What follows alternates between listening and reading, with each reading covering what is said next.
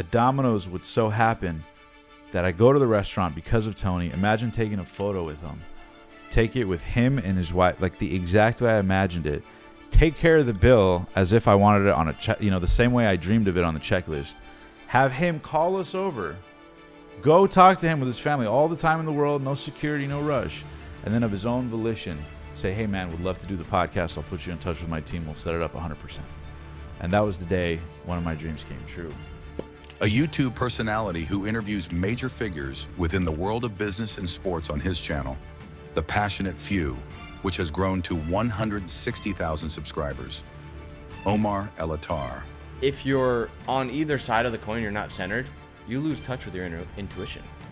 Your mind starts feeding. Because your intuition requires balance to hear. Yes, I can you see need that. to be centered. Your mind needs to be quiet in order to feel the intuition. And when you're on a high, your mind is just consistently thinking about it, coming up with things. Yeah. And you lose touch with that intuition, which will give you the next step. And Yes. you can't find the next step because you're so caught up in your mind. Yes. I think space and time horizons disappear when you're aligned. What's up, Zen Hard listeners? This episode is sponsored by ZenDrop. ZenDrop has a very special place in my heart, not only because I started the company, but because dropshipping is really a life-changing business for me.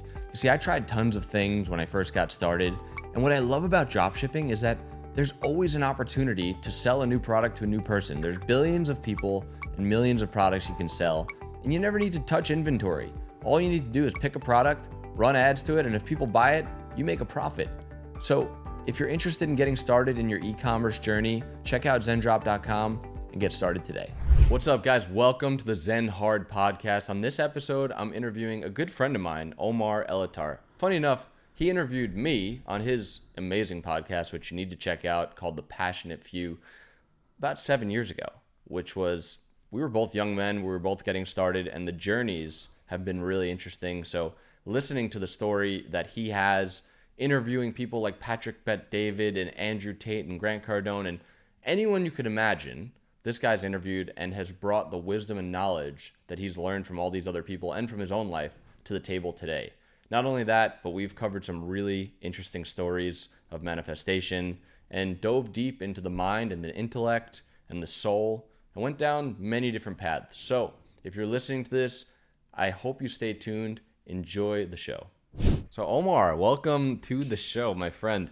Man, we've been friends for probably 7 years or so. 7 years. Yeah. We were little young men when we first met. Yes. Doing different things. It's an honor to be on the show, bro.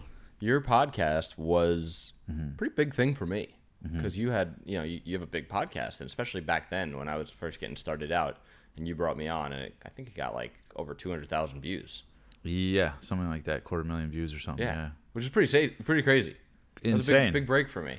Thanks, man. I apprate that one. Yeah, you're welcome. 7 years later, thank you. You're welcome. I don't know if I ever thanked you for it. Well, you're welcome. I'm glad it helped you and your business and get your message out there. It's awesome. So I see you're enjoying yourself here in Florida. To say the least, yes. I'm having a blast. Yeah, you started telling me an incredible story from last night, but I knew we were doing this podcast, so I made you stop telling me the story. Yes, sir. I want it to be organic.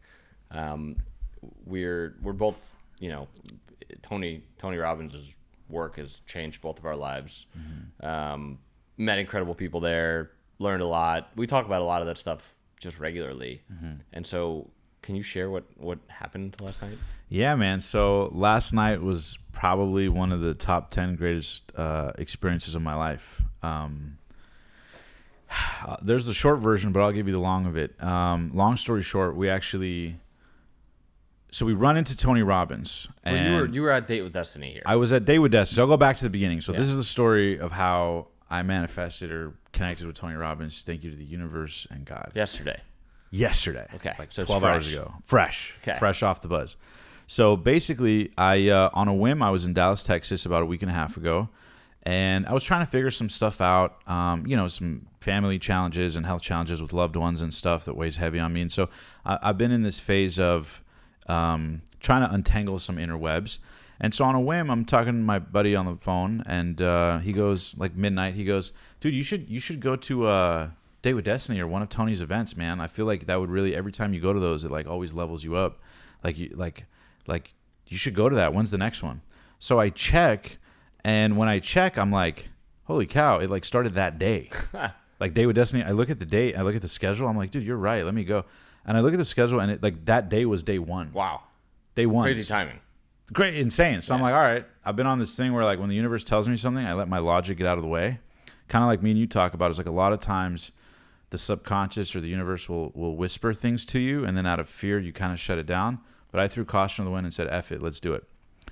Long story short, I canceled my flight back to Cali, and I book a flight to Date with Destiny, and I check my messages, and I had been in communication with I'm very close with Tony's team, and so I message him, and I'm like, and he had messaged me before, and I forgot to get back to him about, you know, if you ever want to come to any events, just let me know the next one, and the next one is Date with Destiny, and da-da-da. So I'm like, this is crazy that he even messaged me and I didn't reply. So long story short, I end up hitting him up, and the team was kind enough to comp me tickets. So I go down to Date with Destiny. I have a transformational week, and I'm jumping and screaming and doing all the crazy things, learning and embodying the stuff. And 2 days later, after the event, we do the podcast with you. And so after we run the podcast, we go to get something to eat. And I'm with a friend of mine, and we're like, oh, where should we go eat? And I'm like, well, Tony always talks about this place called Palm Beach Grill that him and his wife like love to go to. It's like their spot or whatever it is. So we're like, all right, so we go there. And what's crazy is on the drive there, like joking around, I was like, imagine we go there and we see him and his wife and we get like a photo with them. Like, wouldn't that be crazy, right? And ladies and gentlemen, the plot thickens because that's exactly what happened. So long story short, we go to the restaurant. We're waiting outside in line, and like a black SUV pulls up. You know, the VIP classic suburban, you know, car pulls up. So a car pulls up, and then jokingly to my friend, I say, hey, there's Tony and his family. Like totally joking around. Totally. Door opens up, and wouldn't you know, Tony's family walks out of the freaking car. It's not Tony yet, but it's his whole family, because going to events, you get to meet the people. So, and we look at each other, and we're just like, oh my God. That's unbelievable. Did this really just happen? And for people, like, when you're at an event like that for Yes. 6 days and you're working on yourself and that kind of, you know, the guy is on stage for 10 plus hours a day giving you his 16 all. or something like everyone that. falls in love with him. Like, he becomes like, Yeah. you know, everyone fucking loves him. So, okay, so you're there. He Yeah, so we're watches. there. The energy's high. I'm inspired. I got a new mission statement. Like, so the energy's high. So for the audience listening, it's like, it's not just a seminar where you go listen. It's like a full embodiment energy. If you haven't been, highly recommend it. But yeah, we go in and we're just looking at each other tripping, like no way. And there's a big table of like 12, and we saw like 10 of them walk in. So there's 2 more seats. And so in my head, I'm like, no way. So we're looking at each other, and we're just like, there's no way. We talked about this, joked about this, came here because of this. And I'm like, all right, if they walk, so my friend was like seated in a way, like facing the door. We got a table close. So I'm like, all right, if they walk in, just like signal me. And then right when they walk in, like we'll beeline it to them to elegantly talk to them, not run, not just respectfully walk over, but in a, you know, short 11-second window of time. Yeah. So boom, I see my friend eating, and out of nowhere, just like shock in the face, I look, and Tony Robbins right there walks in the door. Tony is just right there. And so we're just like, oh my God. So I get up, we make a beeline to go talk to Tony. I'm just like, hey, Tony, thank you so much for changing my life. This was unbelievable. This last week, your event Date with Destiny was incredible. And he's like, oh, what's your name? And I told him, and I'm like, we met here. And he's like, oh yeah, I remember you from California. And so we're just talking, and then I'm like, yeah, man, and we have the podcast. We'd love to have you on. And just kind of like elegantly seated it. And we got to say hi. And then obviously, you know, his wife came out, and then we end up taking a photo. The exact photo that we joked about taking by going there. Insane. So that happens. They go sit down, and then so that's crazy, number one. And I know it's long-winded, but trust me, it's just insane. So they go to the table, and the whole time we're just like tripping, like brain broken. Like, how did this, what? Like, you know, we talked about energy yesterday on the podcast. We followed the energy, and you couldn't get a more direct ROI experience. And man, so crazy. So we go there, or they go there to sit down, they eat their meal, and I had the clever idea of comping their meal. Now it was 12 people, so it was like a sizable. How'd you do that? You just told the server, hey, whatever they get, just put it on my credit card? Yeah, I called the server over, and they told the manager. And funny enough, they actually said somebody else wanted to pay, like offered to pay, which I thought is a testament to Tony's impact. Yeah, you know? someone else in the restaurant offered to pay. Exactly. And I've heard on Tony's tapes, and I got to tell him this. Trust me, if you stay to the end of this, you'll be blown away, bro. Hang tight. It's so crazy how this comes full circle. So Tony talks about in podcasts how he goes, you know, where were all these people when I was broke? You know, because after I've had all this impact, I could buy the restaurants if I wanted to, and like chefs and everybody will come out to meet me and comp meals and stuff. So I always heard that, and on my bucket list a long time ago, I had wrote down that one of my dreams was to get dinner with Tony and his wife and take care of the bill and everything. So I wrote that down years ago after hearing that. So that was my moment. So the manager came over and was like, yeah, someone else offered to pay. And I was like, respectfully, like whatever it takes, like I'm the guy, I'm taking care of it, like everything. And they're like, are you sure? It's like, you want just Tony to cover, or it's like 12 people? Like, do you want the whole bill? I'm like, yeah, whatever it takes, like the whole thing. So she's like, all right. So we take care of the bill, and they give us a card to write a thank you on and give it to them. From across the restaurant, we watch, right, their reaction, right? Waiter goes over, takes care of it, and Tony's just like, oh man, and he's so stoked and grateful and everything. And his whole family like turns around and looks over at us, and his brother-in-law stands up, and they're just like waving from across the restaurant at Palm Beach Grill. Wave No way. at us to come over. I swear to God, they wave at us to come over to. And in my head, I'm like, no way, Tony Robbins, the guy who changed my life years ago when I was trying to figure out how to make my life work. His tapes and audios impacted me so much when I had nothing. And I know we vibed on that years ago. To think that a guy I once listened to in my rock bottom when I couldn't afford to put gas in my car is now across the table. I took care of his family, and he's waving over to me. I'm just like, this is like, how, you know? It's impossible. It's impossible. Yeah. You couldn't, you know? And like, there's so many elements, the timing, the fact that we went there, the fact that the pod went a little bit later, and you know, it's just, there's so many things. The fact that you went to the event the day it started when you were supposed to go back to California, there's so many things that are impossible. I got there day 2, and not only that, I was the last person to buy a ticket, the last person to check in the bag, and the last person on the plane. That's how I literally booked the ticket with the last window of time. It was the last flight out of Florida because it came up like super last minute. Yeah. And I bought the ticket, figured out the rest later, and just, it was like a dream come true, dude. And they wave us over, and they invite us over to their table where the whole family is. His brother-in-law stands up, they wave us over, they come over and escort us. Like, he comes over and he's like, oh, please come. So we get to go to the table with Tony Robbins and his wife and the whole family. And what happens? Do you go We go to the table, and we just start talking because they're done with their meal at this point, so it's relaxed and all this. And we're just talking for what felt like forever. I don't know, time stood still. I know it sounds nuts, dude, but yeah. What do you guys talk about? I don't even remember. We were just talking about like his impact in my life. We were talking about how he grew up kind of by me, and I told him, you know, thank you so much for pursuing your dream. I know over the years it's been ups and downs, but because of you, you changed so many lives. My friend got to share the transformation in their life too, and so it was just this beautiful moment. And his whole family was there, listening and attentive and grateful that and he was like, thank you so much, man. Tony Robbins gave me a hug and said, Omar, thank you so much. That was so generous of you. You know, you didn't have to do that. You're so kind. And I'm like, Tony, it's the least you could do. You changed my life. And this is it's nothing compared to the millions of times X of value you've given me and my family and my loved ones. And so just thank you. It's the least I could do, you know? And the whole family's like super grateful, and we're talking and all this. And I don't know. And I'm talking to him asking about like quick business things, and like real quick this. And, you know, I'm just flying off quick questions. Yeah. And then obviously we wanted to be respectful and not overstay the welcome. And then of his own volition, because I had seeded the podcast thing, and I wrote it on the card, like, thank you. You know, this is the young man at the door who's saying thank you. On the card when I paid the bill, the waiter gave me a card, and on the card I just said, you know, to Tony, Sage, and family, you know, 10 years ago I was in a rock bottom place in life, and your messages changed my life. You know, thank you so much. This is the young man you met at the front door with the podcast. Ah, that's a good way to slip it in there. right? It's not asking anything. You just give him, just thank you. Just gentle thank you. reminder. Thank you to the And universe. thank you, yeah. So when I go to the table later, in the middle of us talking and being in the good energy, he said something to the effect of like, man, you're good energy, or man, you're fucking awesome, or whatever it is.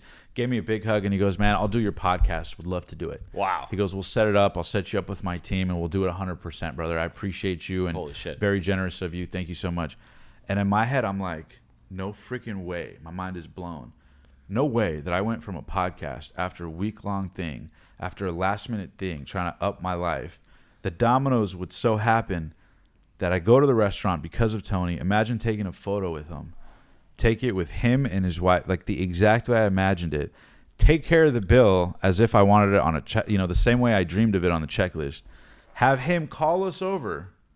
Go talk to him with his family all the time in the world, no security, no rush. And then of his own volition, say, hey, man, would love to do the podcast. I'll put you in touch with my team. We'll set it up 100%. And that was the day one of my dreams came true. Just like that. That is a magical story. It's an inspirational story, not because of what happened, but because of how things happened. Yes. It's just a pure example of how the universe serves you what you need, and you're the only one that can get in the way of it. Yes. Someone mentioned you should go. You didn't think about it. You went. There's so many people get in the way of these types of destinies for themselves. Their minds get in the way. They overjudge things. They overthink things. They don't take the action that's right there in front of them because it doesn't make sense in the moment. They talk themselves out of things. But if you can just follow the breadcrumbs, it's like you don't need to know what the end outcome is. Yes. You just need to follow the next little step, and then the next little step, and then the next little step, and then the next little step. Yes. And let go along the way. Yes. And it'll lead you to something that you could never have imagined. And that's just a pure example of that. Zen Hard listeners, please pardon this abnormal interruption. I do need to let you know, this episode with Omar was incredible. Unfortunately, the cameras were a little bit blurry, and we've been going back and forth on, do we want to refilm it? Do we want to not release it? Do we want to do audio only? But I thought, our listeners are great people. I'm sure they would understand. We all make errors. The episode was filled with so much genuine and authentic good energy because of the timing of things that we really just have to release it. So there's a bit of blurriness in the video, but please bear with us, and we really appreciate it. You're going to love the episode. Thanks, guys. And it's funny because there's a quote I heard, I forget who it's by, but it's this concept, and it's really been on my heart lately, is that it's more important for a man or woman to remind themselves of what they already know than to learn something new. And I think so often we're focused, especially when you're in personal development and mindset and growing, of like, oh, this new thing, instead of learning an old thing at an even deeper level, right? Because you can know something intellectually, very different than in your body and your gut, and and I know it's similar to your story, right? Like one of the things I respect so much about you is we've always vibed on the energy tip, right? Shout out to Elliot for the energy in the background. But I've realized and reminded myself of the fact that like most of the blessings in my life are the disproportionate opportunities came from intuitive ideas or pulls, something that wasn't scheduled, a last minute thing, a whisper to go here, a thing like an invitation somewhere, a whisper of something. And my logical mind will be like, well, I don't have the time, or I have the, or this is not in the budget, or this is not in the, you know what I mean? All the logical attachments to the outside thing. But listening to the inside, there's like a pull. And I don't know what it was. But even when we were discussing, the crazy part is that even when we were discussing where to go eat, we were like brainstorming ideas. And in my intuition, it was just like, no, certainty, we're going there. Like it just something, it was just there. Yeah. And the timing they were there, and the sequence of events was so serendipitous that it made me realize like something internally that whispered was connected externally to something that manifested. And I think so often we're attached to outside constructs that we forget to live from the inside direction. It's not even forget. It's we lose touch with the inside direction because things pull us away from it. It's I would argue to say that 100% of the time you should be listening to the inside intuition, to your gut. The problem is the mind gets so strong that it's really good at convincing you not to listen to your intuition because of all these different reasons. And most people never follow their intuition because they either don't learn these things or they don't have validating experiences that let them listen to it the next time. 100%. And I can't tell you, and I say this respectfully, like most people are focused on following their schedule or their plan, which has merit, for sure has merit, but they'll never follow their intuition. How many people do we all know that are right on time to everything, do everything on their to-do list, do everything on their checklist? Right. They do it all right. I showed up on time. I did the deal. I made the call. I made 100 calls today. I did it. And for whatever reason, their life is just Can I give you the reason? a limited on-schedule thing versus this disproportionate pop of energy. Can I give you the reason? Please do. This is my philosophy. Let's go. The Sure. exclusive, the Zen Heart exclusive, folks. My big philosophy on life, like when you zoom out on how this whole thing works, right? Yes. Because there's like you said, there's the people that do everything right, but nothing ever works for them. Yes. And then there's the people that seemingly do everything wrong and they get everything. Yes. And it's like, why is that? Yes. Well, I'll tell you why I think it is. Okay. And this is something I've been going down the rabbit hole for a long time on. Is this as one of the guys who feels like he shouldn't have gotten it all? Yes. Yes. Yes, many times. You know, Many times. and I love that you say this real quick, and I don't want to interject, but I just want to add to the value, because I want to add to the weight of what you're about to say, because you're somebody who, I know a lot of people in the space, and one of the things I've always respected about you is you're one of the most successful dudes I know, you know, in our age group, relatively speaking. Since coming to Palm Beach, the levels are crazy. Crazy levels. Yeah. Crazy levels. But you're one of the few guys who, as successful as you are, other guys talk about tactics and marketing and ad, and our conversations are always about energy. Yeah. Always about energy.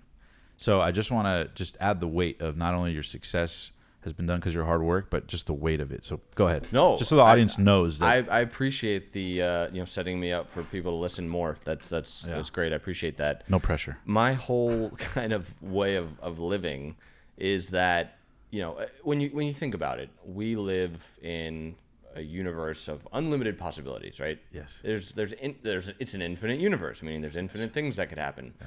There's infinite thoughts, infinite actions, infinite things that could happen at any moment. Right. Crazy example, like the fire alarm can go off right now, and the podcast could be canceled, and we can go meet someone outside. That's like anything could happen at any moment, right? Yes. And so the people that are so planned and so scheduled, they have this version of how things need to happen, right? I'm going to set my schedule. I'm going to talk to this person. This person's going to invest in my company. When he does that, I'm going to open this door. When that door gets opened, you know, eventually this is going to happen. And they have this whole plan, and they stick to the plan. But if we have unlimited possibilities, if you do the math, what's anything over infinity is zero. Zero, right? yep. That's the math. So your odds of knowing how something's going to happen is zero. And so the other side of the philosophy is that your energy in the moment creates the life around you, right? So when you have expectations of how something should happen, and it doesn't happen the way you expect it to, which it never does because there's infinite possibilities of how things could happen, it creates feelings of separation from what you think should have happened, or fear. Oh, this didn't happen, I'm scared. Or scarcity, or whatever the negative emotion is from being attached to something that doesn't happen that way. And then what does that do? That creates a different energy in the moment, which is the fear, whatever you feel.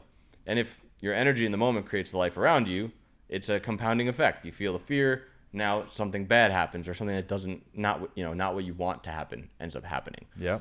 The people who let go, who maybe they have a vision, Yes. right? Yes. And they may have a plan, but they're not attached to the plan. That's kind of how I try to live at this point. I try to change my energy, and I have a vision, but I'm not attached to the micro outcomes. If something bad happens, I remind myself, like, okay, that's probably what should have happened, and I try to keep my energy a certain way. If you can keep your energy, you know, love, abundance, excitement, just grateful, just good, and you can let go of the outcomes, like exactly what happened to you. Something incredible will happen in a way that's totally unexpected. Yes. So it's counterintuitive to what society teaches. Yes, and a good metaphor to that point, and it's also something to your credit that you shared with me. I know I tell you all the time, but like, ride the wave, don't fight the current. That's exactly it. It's funny. I ask a bunch of people for business advice. They all give me tactical stuff. Every time I ask you for stuff, it's like a mythical quote or something. But that one has been so true and resonated with me. I was just in Hawaii a couple months ago, and I learned how to surf for the first time, and I got addicted. I went the first day on a whim, tried it. I spent the next 3 days, all day, every day. I hired a trainer, like a surf trainer, just stay with me in the water for hours, and just learned it over and over and over. Did like rode hundreds of waves, and finally figured it out. And I realized, like it's kind of like when you ride a wave, or like I grew up skateboarding, right? I did that for, a decade plus. Shout out to Gustavo Felipe, who I did it with, who's on set here. But we grew up skating. And so one of the things you learn in skateboarding, similar to surfing, is like when you ride a wave, like instead of just hearing that theoretically, oh, ride the wave, like go with the flow, don't fight the current. But part of riding the wave is finding the wave, seeing the opportunity, going, should I take it or should I not? Right. And then not knowing, but still having to make a decision on it anyways. Yep. And then when you do it, you got to commit fully. And if you wipe out, you wipe out. But even when you successfully ride a wave, and this is where I learned a ton, is part of successfully riding the wave is when you push off on the surfboard, there's a lot of like fear, friction, wave, the pressure. Oh, am I going to eat shit? Is the water going to, right? Yeah. And so with the resistance, you have to stay centered and do it, feel the fear and do it anyways, right? There's a great book by Dr. Susan Jeffers called Feel the Fear and Do It Anyways. I love that book. Ooh. But so you push off on a surfboard, and when I push off and you ride it, it's super like shaky, imbalanced. It's weird, but just ride the wave. Stay calm. Stay calm. Yeah. There's turbulence and a lawsuit or a friction or a client, or is it going to happen? Is it not going to happen? Or if the deal falls out of escrow or whatever it is. And if you just stay calm and you ride the wave, sooner or later the waves get easier. Yeah. But when you're learning how to surf and it's your first time, as soon as it's turbulence, you're like, oh, screw it, let me jump off. Yeah, but the person watching the surfer, they just see a guy who's just coasting on the wave. It looks easy. How did he become so successful? So, but then when they go ride the wave and they feel those feelings, they jump off. Yes. So it was not as easy as that guy. It was easy for that guy, but it's not easy for me. I can't do it. Yeah, easy for him to make 100 million. His wave was different. Yeah. But we're all waves in the same ocean. Yeah. We're all made from the same skin, blood, vessels. What are we actually made of? We're made of nothing. Dude, if you zoom in, right? We're cells, molecules, atoms. What are atoms? They're 99.9. There's 6 nines. 99.99999% empty space. Yes. And then there's protons, neutrons, and electrons. So we're nothing except for energy. 100%. And the thing I geek out on about that too is like I often think like it's so funny because I've always been into like leveling my life up because I grew up in an environment that was very limited in many a context. I'll spare you the details, but coming from that it's a game. It doesn't make any sense to like all these crazy things experience and do. And one of the things I will say, just to speak to your point about the energy, is that it's almost like a prerequisite to you having those amazing things happen is relaxing and assuming they will. Yeah. And that's hard to wrap your head around. Yeah. But the strongest need in the human psyche is the need to remain consistent with who we believe we are, right? The strongest need in the human psyche is the need to remain consistent with who we believe we are. So your beliefs about who you are what you end up living. Yeah. Right? So if you believe you're awesome and your relationship ends, you'll be like, okay, well, I'm glad I learned something. Let me go find something that is even better and let me better my life. Whereas if you believe you're not that great and the relationship ends, you go, damn, even that didn't work out. And then you can spiral the other way. Same experience, but just because of how you're internally wiring, you end up at a totally different direction. That makes total sense. But for someone listening, they're like, all right, well, I believe something. How do I change it? Right. How would you say that you change your beliefs? Radical emotional experiences. What does that mean? Radical emotional experiences. Kind of like you said, prove your beliefs otherwise, right? One example I had is I got into real estate in 2015 or 2016. So a little bit of backstory. My whole life, I'll give you the 90-second version, and it's relevant. So when I was a kid, I always wanted to live my dream. Like since I was a kid, my parents were like, what do you want to do? And I used to be like, I want to get paid to play, straight up. Like I wanted to be an actor. And I actually was in commercials. I did Nickelodeon commercials with Justin Bieber and Shaq. And then I didn't know that. Yeah, I did a Lifetime movie. I did a Warner Brothers movie. I don't really talk about it much, but I got to take my parents like premieres on the Warner Brothers lot. Wow. So I like tasted that dream. And then I wanted to be a pro soccer player, and then I excelled in that. And then once I found skateboarding in my teens, I fell in love. I was like, what's that? Like I saw a dude learn how to kickflip like that was my age. And from then on, for the next 15 years, I gave my life fully to skateboarding. And then I got to travel and I got hooked up and I got to work with Rob Dyrdek and all these things. But I found myself never turning pro in the end of it in my early 20s, super depressed that I missed that dream. So I swore to myself on the next round of opportunity I wasn't going to miss it. And I know that's long-winded, but it's important to have that context because you got to understand there's a lot of like brewing desire unmet, right? Blueprint that wasn't matched. And I see all my friends starting to be successful and this guy made $1 million and this guy made this and that. And someone's driving across the country making 50 grand a day. And, I'm hearing all this shit and I'm just like, man, how do I tap into the energy of that? I'm working my ass off. I'm trying. So I get into door-to-door sales, and then I go work at Tesla, and I'm trying all these things, and that's, you know, where I ended up getting into Tony. But I'm just bringing that up because I was so logical about a lot of it, and my logic always led to disappointment throughout my life and career. And when I started to let go and just follow the inspiration, right? Like when I started my show, dude, I started it. You know the story. I live in California. Grant and his wife Elena were in Miami. I saw, similar to Elliot, right? Shout out Elliot. I saw that they were in town on their Instagram. So I drove 3.5 hours to Beverly Hills, waited outside the restaurant respectfully, and when he got out, pitched him to be on the podcast. Yeah. That's an intuition and whisper telling me that. Yeah. And your logical mind and fear could probably, it was chirping in the background like crazy. You shouldn't do this. What are you doing? You're going to lose. You're gonna... Jared, I had no gas money. I shit you not. I had no gas money to get there, bro. I borrowed gas money to fill up my car to drive there. I couldn't afford valet parking in Beverly Hills. Yeah. You know, it's like $50, you know. Yeah. So at that time, it was $1 million. So I like park all far. I walk. I'm all sweaty. I'm not dressed. I just saw on his Instagram story that Grant was doing an Instagram story, and Elena in the background was like, hey, Grant, are we still going to this spot in Beverly Hills, whatever, at 8 o'clock? And he's like, yeah, babe, yeah. And then he like continues with the video. But I took that clue, and that's what made me go to the restaurant. And that right there, that interview ended up getting like 500,000 downloads, and it was the most watched and interviewed thing in the world. And then I did an affiliate deal with them, and then they introduced me to Milet. And then I started doing all these interviews, and they start popping off and getting millions of views. And I'm like, what? How did I spend like 15 years of my life trying to have success and do what I love? And then in, 15 months of inspiration, my life and finances and networking totally transformed. Yeah. I think on that token, a point I want to bring up is like when bad things happen, people get attached to them, and you shouldn't be attached to them, right? Right.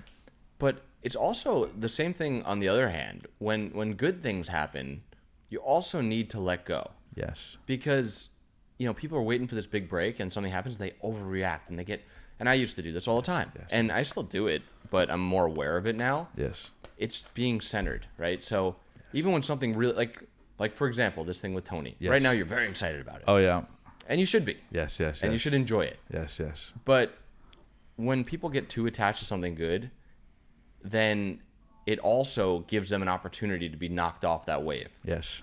It's you have to let go no matter what and remain centered. Yes. And it's like what you said earlier, which is we look outward for all these answers where we can learn these things inward at a much deeper level. We're looking another point, kind of a deviation. Slight deviation. Great word. Thank you for that. When you go to these masterminds or these events, people are learning tactics, right? And they're not learning energy, they're learning tactics. Why is it that 95+% of them are not successful? There are the people that are successful, but they learn the energy stuff. Mm-hmm. Everyone is a creation based on the things they experience, and most of what we experience is media, social media. We're consuming it all the time, and so we think we need to do certain things to get certain places. We need to do this. We need to learn how to run ads. We need to do these. We need to learn how to build this business, and we neglect the thing that we have right here, right now, and that thing is the most important thing. And your story earlier is just a prime example of that. The present moment. One of the things, and we've talked about this before, is the power of that. Like, no matter your baggage in the past, no matter the stress, anxiety, where you're at financially, professionally, all these judgments in your head, your relationship, your whole life can change in this moment by a new decision, a new distinction, a new thing. And most people never want to quite make that. Understandably so, because it's scary, right? The devil you know is better than the devil you don't, right? People rather suffer with what they know than succeed at something they don't. Yeah. Theoretically, they'll tell you that. It's a good one. But they won't do that, right? Most people live, I heard this great quote, it said, most people live somewhere between not happy, but not unhappy enough to change. Does that make sense? To be. Like, I'm not fully happy, but I'm not so unhappy that I'm willing to do something radically different. You're not at rock bottom, but you're just above it. Right. So you spend 10 years in it only to self-sabotage at some level until you're in rock bottom. Yeah. That's why some people need rock bottom to finally. So people self-sabotage because they're scared of what the change can be. Yes. And they assume the worst. Yeah. To your point about also, and I love that you say that, because me and Gus were talking this morning about it. I'm so high off this Tony thing, and I was with Trump earlier and all this stuff, and just this momentum of the week and great energy and meeting amazing people. And it's like this morning, I was meditating and praying on this, and I was like, as great as it is, always have to understand that the wave will even out, right? Yep. Dr. John DeMartini talks about this concept that the addiction to elation attracts tragedy. Explain that. The addiction to elation attracts tragedy. When you're addicted to level 10 experiences, you have to have them to feel good about yourself, right? And so now when you're low, you want to get high. And so maybe you get into toxic relationships, or you drink, or you do drugs, or you self-sabotage. To get that elation. Yeah, to subconsciously create that elation so the stakes are high. Yeah. Does that make sense? That makes a lot of sense. And I think coming from a background in skateboarding, that was always the thing. Because, you know, when you're jumping down a 10 stair, you know, you're grinding a rail or jumping down a 10 stair, you like convince yourself of things that are not even true just to like push it, right? Like, oh, like I'm a wuss if I don't land this right now. Here we go, guys. Swear to God, I'm gonna commit, right? So you have to like delude yourself, because logically there's nothing in your brain goes, yeah, I think you should jump off a 10 stair and flip your board and try to land on it. Like logic is fighting you at every level of that. But yeah, dude, it's what's on the other side of that is unfucking believable. It's you know, it's just remaining centered no matter what. When the bad things happen, when the good things happen. But when good things happen, they could compound on themselves. I think most people get a taste of something and they just they attach themselves to it, and then they fall right back off. Or they milk the whole thing too quick. Yeah, exactly. They milk the whole thing too quick. Slow and steady, slow and steady, slow and steady. And that is, I saw Robert De Niro. He has this clip where he goes, they asked him, what's the biggest thing you learned in your career? And he's like, when I was starting out in acting, I would make no money, and when I would get a role, I would get so excited. And then later in my career, I was getting 20 million a movie, 30 million a movie. Like I was making all this, and I used to be like over the moon, like, oh my God, I'm getting 20 million a movie, and like telling my family and buying houses. And he goes, the problem with that is the second you get addicted to that, and now the next movie, they're only paying you 5 million. And now you're like, what the hell? Does my value go down? And now ego's involved. And now you get into this weird trap, and now everyone is attached to your identity. And how do I look to the people that and so you can create these artificial worlds of expectation around you instead of just appreciating the fact that you're doing what you love. And what that does, and I was thinking about it, I was trying to figure out, because I know that you should stay centered whether it's good or bad, and I'm trying to think about why. And it's more sustainable. Well, if you're on either side of the coin, you're not centered, you lose touch with your intuition. Your mind starts feeding. Because your intuition requires balance to hear. Yes, I you can need see to that. be centered. Your mind needs to be quiet in order to feel the intuition.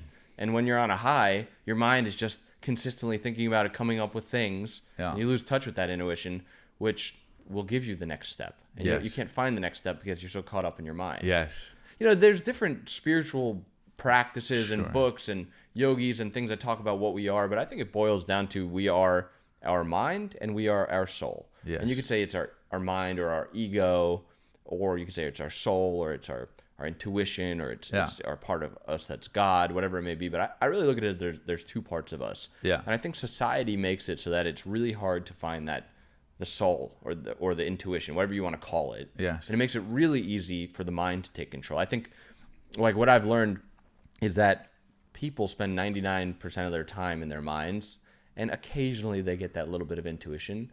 But the people that are creating lives of abundant love and joy and create and being, there's people that are just magnetic that you just want to be around. Yes. Those are the people that are living more in their soul and their intuition. Yes. And in order to do that, you have to learn to let go. Yes. But letting go is hard. Yes. Another word for letting go is surrendering. Yes. And surrendering has a societal tie to weakness, right? I surrender, I'm weak. Especially as a masculine male. Correct. Like I'm in control. But I think surrendering is the ultimate form of strength. Funny, I'm good friends with Liver King. Yes. And when I was at his ranch, we were talking about this, and I was talking about letting go and surrendering. Yeah. And he's like, you can't let go and surrender. You have to fight through. And we had this debate about it. We were talking about this for like an hour. And then we went and had this experience. It's like a cool place we went to. And he realized. Did you eat testicles? I did eat testicles, yeah. What else does Liver King actually eat? Like seeing it in person? Is this guy fully eating raw meat? Not bone marrow. I mean, he is eating a little bit of that stuff with every meal for the nutritional value, but he's also eating. He's got Chef Lionel that's making the ribs, the steaks, they grow all their vegetables on their farm, and they're eating vegetables, and he's changed a lot in his diet. Very cool. But of course, I'm going to partake. So Yeah, yeah. he's eating a little jar. I'm like, what is that? He's like, it's testicles. You want some? I'm like, fuck yeah, I want some. We put some chimichurri sauce on them. They taste great. What'd they taste like texture-wise? They taste like oysters. Ah, okay. That's why they call them Rocky Mountain oysters. Yeah. But he had the realization that surrender is strength, but it took a while to realize it. And when he came to me and said that, I was like, all right, I if he understands this, then I think I'm on the right path about that. And I also want to add one of the things, and it's a distinction that kind of came to me, is like you have to leave room for magic. You know, like imagine you have a plan.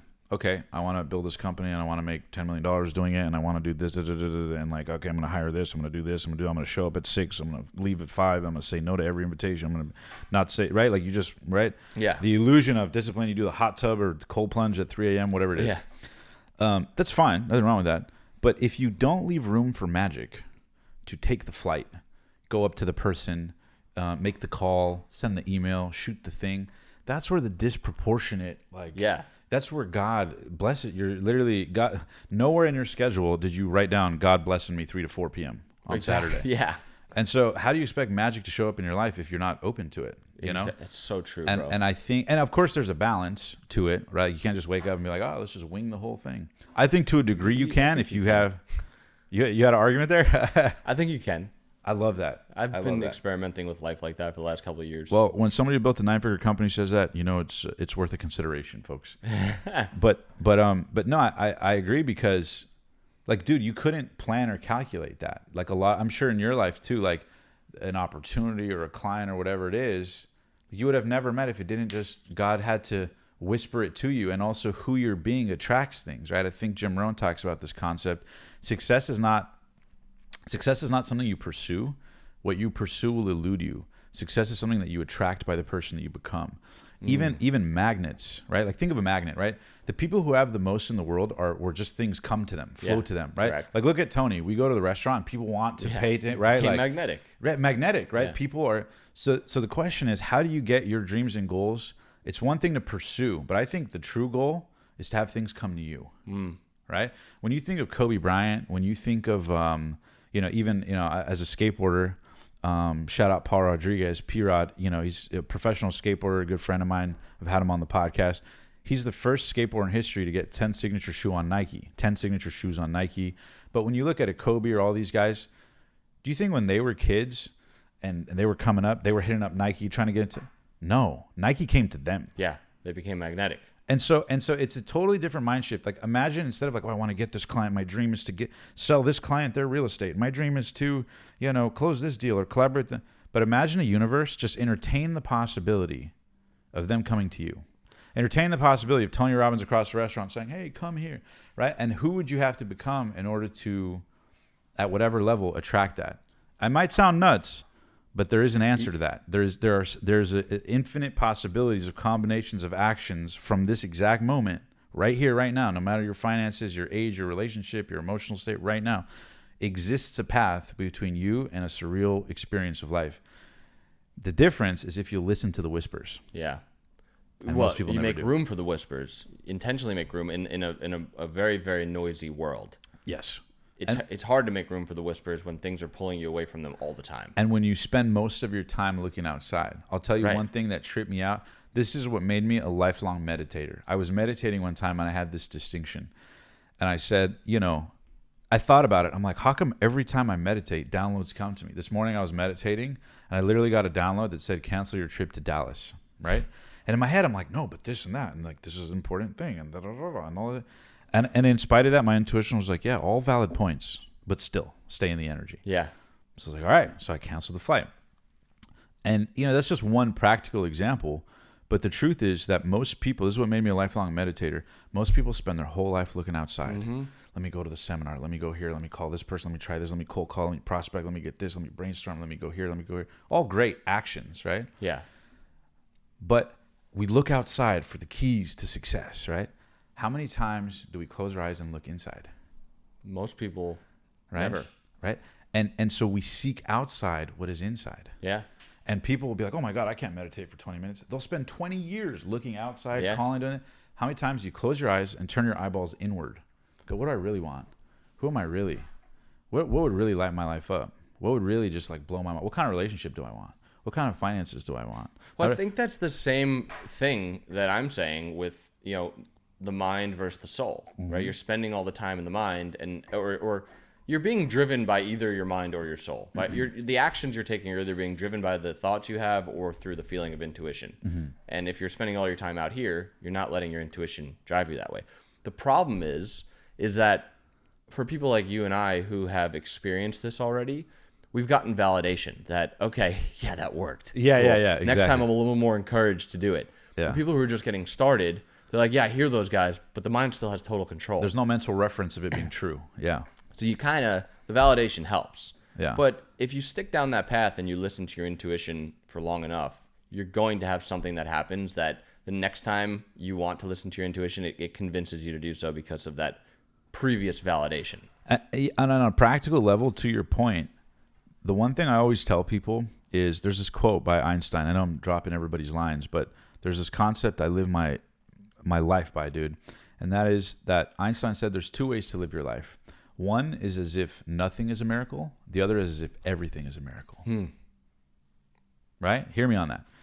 No big deal. And that's always one thing that when I aspire to be successful and do these things and live my dreams, I would see these guys that are like cool guy, tough guy, like, no, dude.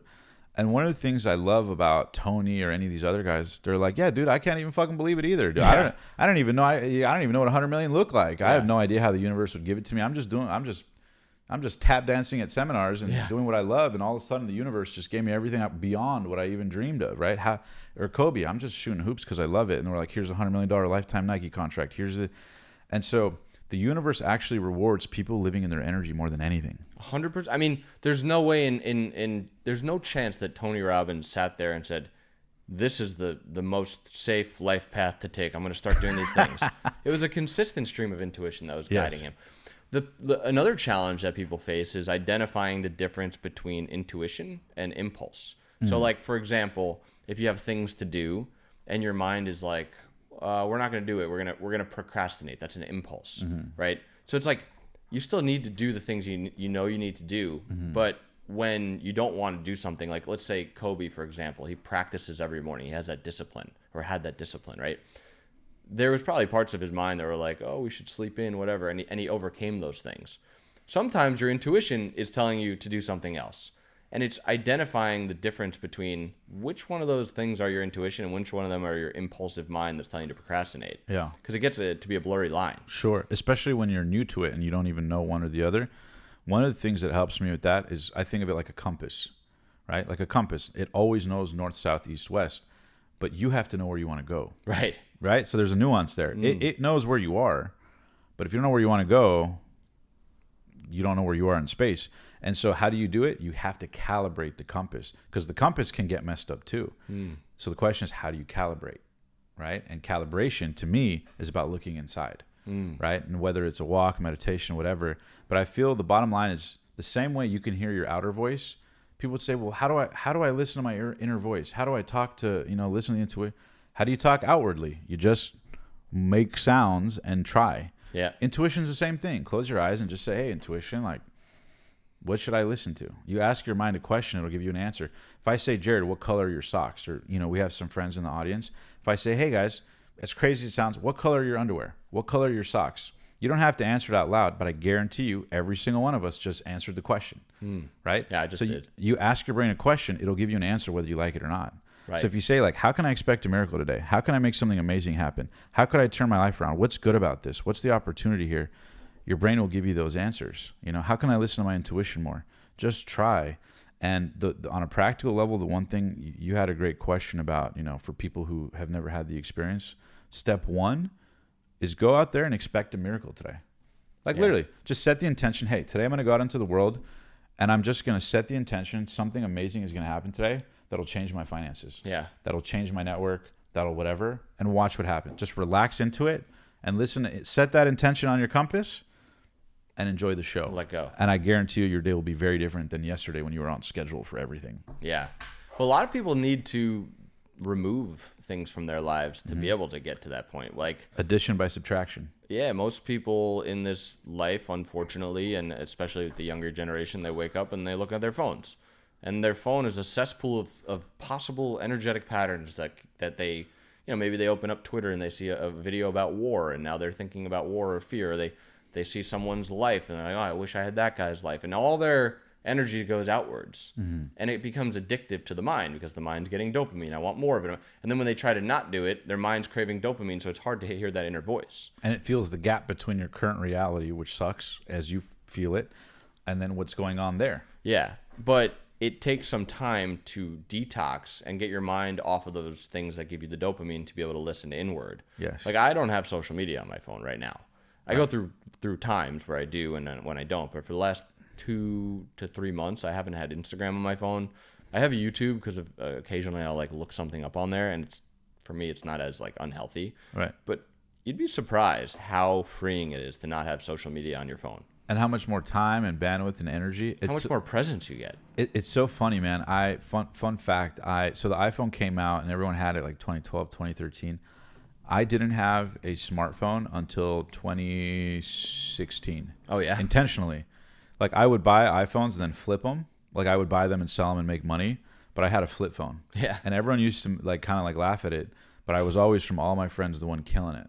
Yeah. Like, I was killing it. Like Richard Branson doesn't use any devices. Even I interviewed, we were talking about it yesterday, billionaire John Paul DeJoria, who had $2 billion companies. He was like taking down info and he was like texting it. He has a little flip phone from Target that was $29.99. Yeah. He's like, I don't want to ding, and they're like, I work hard so that I can have free time with my family and my loved one. I don't want to be scrolling and texting. And you know, I'm curious actually what your take is on this, because you've interviewed a lot of people. Like, we'll use Grant Cardone for example. Right. A lot of the message that he sends is you need to work, 12 hours a day, grind. The Gary V's, you got to work your ass off. Right. And to me, that's counterintuitive to tapping into your intuition and being guided. Right. What's your take on, like, do you think people like that just naturally are guided and they don't realize it, or do you think that their message is wrong, or what do you think? I think space and time horizons disappear when you're aligned. Period. And the degree to which that message either confuses you or inspires you, if you're listening to this, is such that again, I'll go back to the reference of skateboarding. Growing up, I literally, no exaggeration, skated for like 8 to 10 hours a day. It required zero discipline. I wanted to. I was pulled to do it. I was compelled to do it. And I find that it's very hard for somebody who's pushing themselves to do something to beat a guy who's pulled to do it. Elon Musk is not a guy that goes, dang it, I don't want to go to Mars. I don't want to build Tesla. I don't want to do this, but I'm going to discipline myself and wake up at 4 a.m. and make sure I'm on schedule and make sure I'm on time. And I'm pulled by the vision. He's on his I'm pulled. true path. I'm compelled by the fucking thing, right? Yeah. And so I think, to me, maybe it's the artist in me, but to me, a life where you're compelled by what you're doing, no matter how romantic or passionate or epic it sounds, to me, that's a life I want to live, not something that I logically executed on schedule and then died right on time. And then, like, to me, life is an adventure. I think the counterintuitive part is that a lot of people listening to that message are not on their truest path. They're not doing the thing they're being pulled to. And now they're listening to, I just need to work harder at this thing that's beating them down, as opposed to let go, find the path, and then naturally you'll work way harder. Well, start at the end, right? So, like, one of the things, and I learned this when I worked with Rob Dyrdek at the Fantasy Factory, and it's just one perspective, is, and I learned this from him. It was amazing. I got to work at the Fantasy Factory. I got to be on the last season of the MTV show. So I got a first-hand ticket to work with Rob, intern with them, and see the whole thing, right? And for people who don't know, is like, he's had the #1 show on MTV for like a decade plus. And I got to see behind the scenes how he worked. And he only ever gave me one piece of advice, and his advice was start at the end. So he's like, what do you want? So I'm like, all right, I want to live in a $25 million house on the water. I want to have a skate park on the side of the house. I want to have a beautiful wife. I want to have great kids. When I die, I want to go to heaven with them and be totally present with my kid. To do that at a total level of comfort, I'd probably need $100 million, right? It sounds nuts, right? To my mind, like, I didn't even have $100 for gas when I wrote that goal down. So, like, as crazy as it sounds, that was always the, like, thing in my mind. Wife, kids, live on the water, have a skate park on the side of the house, and make so much money that I could be present with the kids, right? So everything else, the business and, like, discipline, time, as long as I end up there and have a good time, I'm okay if I'm late to the thing. I'm okay so if I didn't have that at the end, though, and I was just focused on, like, how do I maximize revenue this month, and even if you get it, I'm sure you've been there, right? You get it, you get the money, you get the car, you get the thing, and you're like, what now? Yeah. But when you have a vision, you're pulled by things. And I think most people never have a vision that's compelling. I think they did when they were kids, but like you said, they forget. Yeah. They forget. When you're a kid, no one on earth is going to tell me a kid doesn't listen to their intuition. Right. I want candy. I want to go here. I want to hang out with Billy. I want to hang out with Anna. I want to go to this place. I want to eat gummy bear. Even if it's misdirected, so to speak, you know, you don't have these little kids who go like, "Hey mom, what's my passion? Like what should I do?" No. You try eating gummy bears. You try eating Oreos. You try playing baseball. You like this girl, so you're like mean to her and provoke her, and you realize, okay, cool. Women work a little differently than us, right? And then you like interact and try things, and then by then you develop a refinement. I saw a study that said that more people try more new activities between the ages of 5 and 10 than they do between 10 and 50. Wow, that's crazy. Right? When you're a kid, you'll try, but by the time you're 12, you've tried baseball, soccer, basketball, hockey, running, this, skating, da da da da da. But then you turn 20 and you're like, well, I don't know. Yeah, maybe I'll go snowboarding once a year on Christmas. Yeah. So you lose that enthusiasm, and you can ignore the facts, but you can't ignore the consequences of ignoring the facts. If you're not living by something that pulls you, by definition, your whole life is just going to be pushing yourself to these artificial stimulus from the outside. I think there's a deeper layer to starting with the end in mind, which is, I think the end is convoluted for people that can't find that high energy state. For example, someone who's sitting around playing video games all day, scrolling on their phones, eating unhealthy foods, they're consuming other people's lives. They have this end in mind, but it's not really what their end should be. It's not their true end. It's just something that's artificial based on the things they're taking in and in a low energy state. Or that person might say, I don't really know what I want. And I think that the more important thing is, you know, if you can change from that low energy state to, you know, get off your phone, get outside, breathe, you know, meditate, whatever it may be. Connect with yourself more, yeah. You know, go for a run, put on good music, and then think about what you want. You know, that's truly what you want. I was just talking with Gus about this yesterday, is the emotional state you think about things in is so important. So important. Because if you're going to, like, it sounds It's the nuts. flavor of life. Yeah, it's the flavor of life, and it's the flavor of that moment, and it has ripple effects in perpetuity. So I was telling Gus, this morning I was thinking about some of my challenges, and I got into a low frequency state, and I was like, oh, I caught myself. I'm like, we're not going to talk. So I literally, on some Tony Robbins shit, I was like, boom, yes, all right, cool. What are the things I'm worried about? And all of a sudden, new ideas were available. Yeah. All of a sudden, because of 11 seconds of an action. Now, you don't have to do that per se, but like you said, a walk or whatever it is, all that matters is that you produce the result. The method is up to the individual, right? Yeah.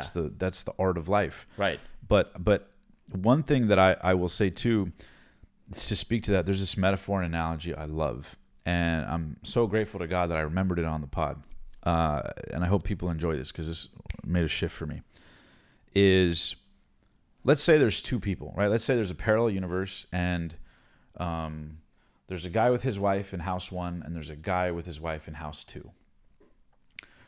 And guy in house 1's wife. Same guy or different guy? It's a parallel universe of the same guy and his wife, gotcha. right? Yeah, I just want to clarify. Parallel universe. Good distinction. And let's say on the first house, the wife goes, hey, honey, I'm going to be gone for a couple hours. Can you just vacuum the house, right? And he goes, yeah, babe, sure, no problem, right? Guy 2, same situation, right? Parallel universe. The wife says, hey, honey, I'm going to be gone for a couple hours. Can you vacuum and clean the house? He goes, okay, honey. Both wives leave in the parallel universe, same guy. Guy 1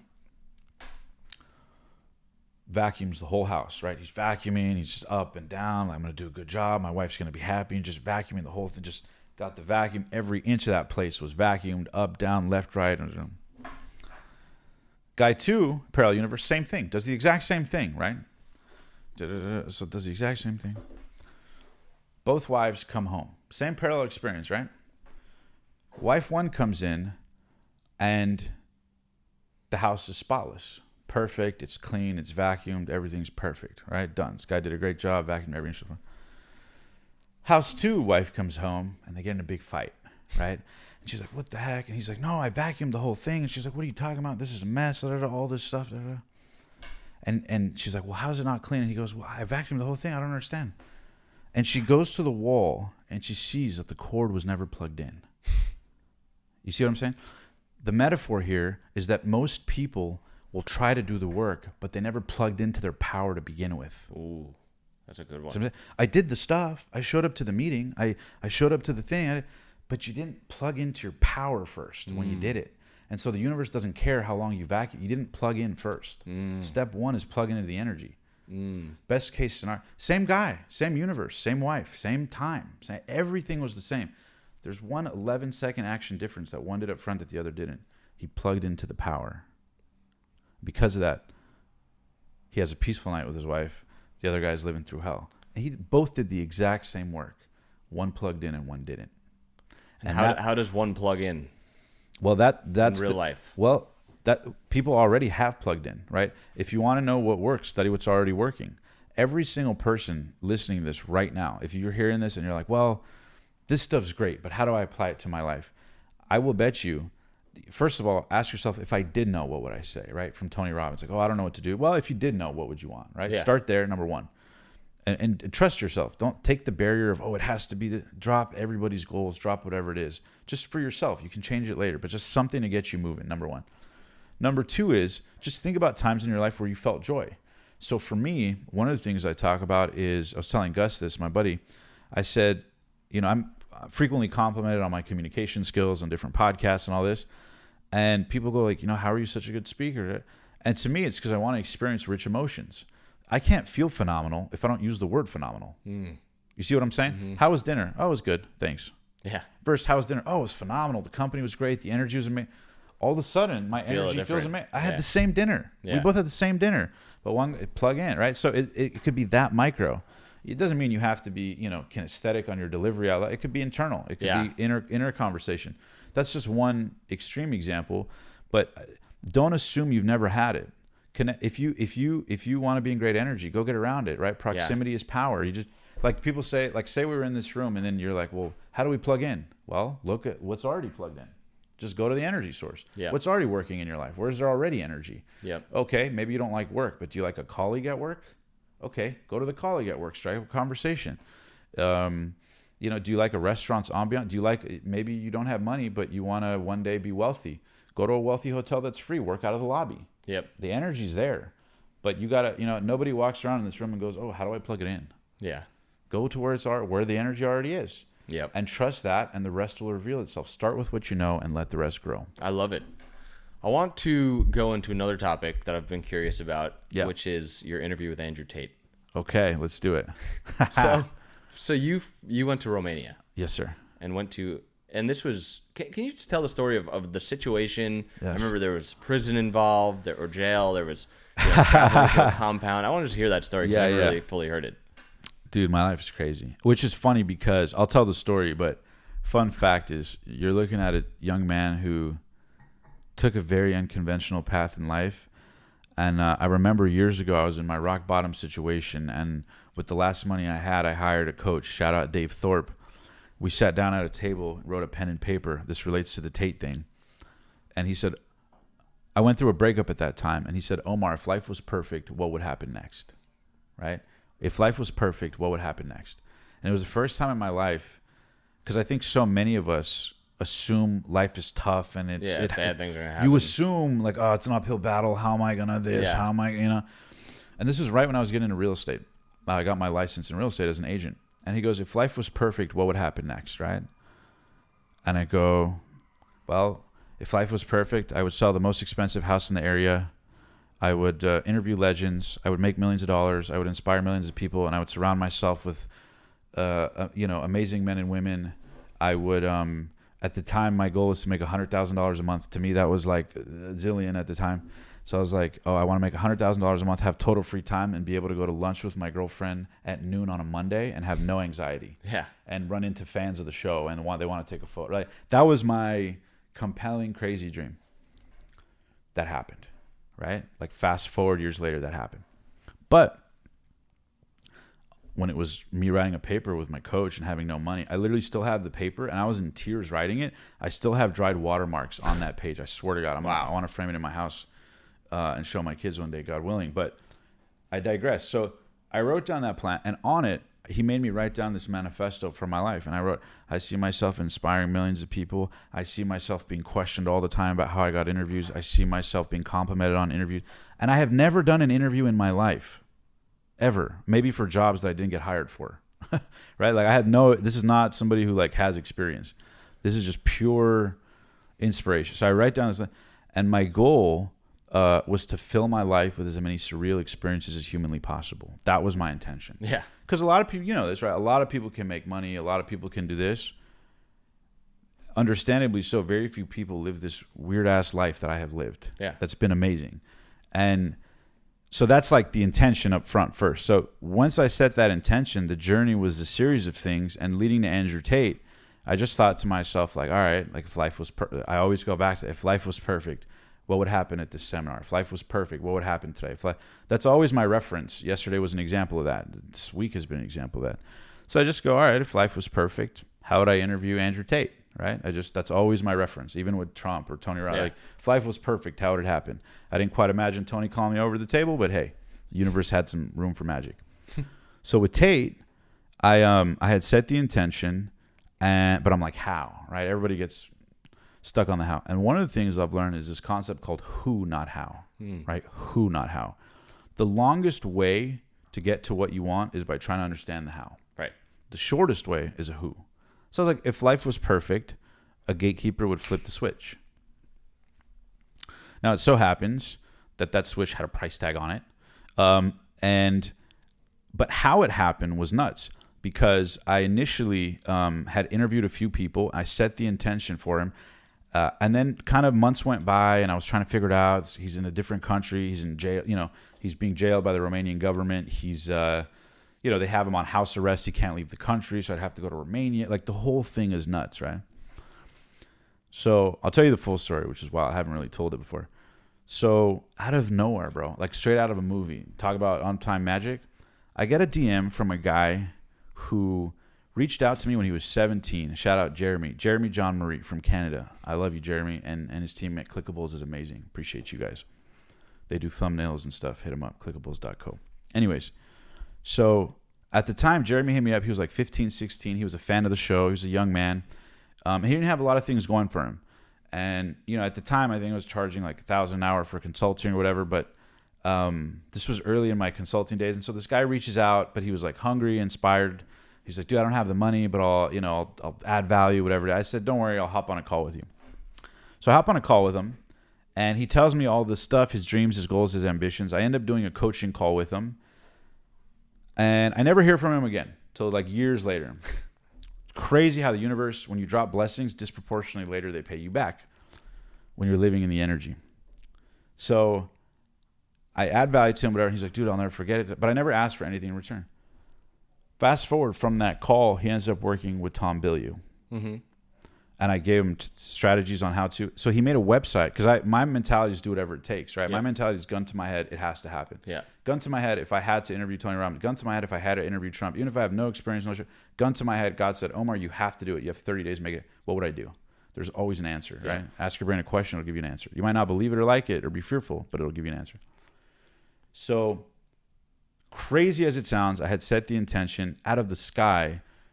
Jeremy went to work at Tom Bilyeu, has all these great connections with all the guests, and was basically like, who do you want? He hit me up out of the blue, said, hey, Omar, thank you so much. Because of your stuff, you helped add a lot of value. If there's anything I could do for you, let me know. And I'm like, funny you ask, right? Like, perfect time. So he's like, actually, Justin Waller, who's Andrew Tate's best friend, is actually in town in LA if you'd like to do an interview with him. And I'm like, no way. He's like, yeah. I'm like, when do you want to do it? He's like, you free tomorrow? So the guy comes to my house. Andrew Tate's best friend comes to my house, right? Like, talk about the magnet, right? Justin Waller comes to my house. We run a pod. Pod goes amazing, does really well. And then at the end, right? I'm like, hey, bro, big fan and da-da-da-da, like the stuff you talk about. By the way, would love to do a podcast with Tate. And I know that, people would never. And he's like, yeah, man, like no chance. Like, it's tough, but I appreciate you asking and all that. And I was like, yeah, man, well, we're happy to add value if there's any kind of, way we can add value and make it win-win. He's like, all right, I'll talk to him. Long story short, 24 hours later, he hits me up and we negotiated a cool deal, and there I was a couple weeks later flying to Romania with my whole team, and the whole thing was a show. And what was it like when you got there?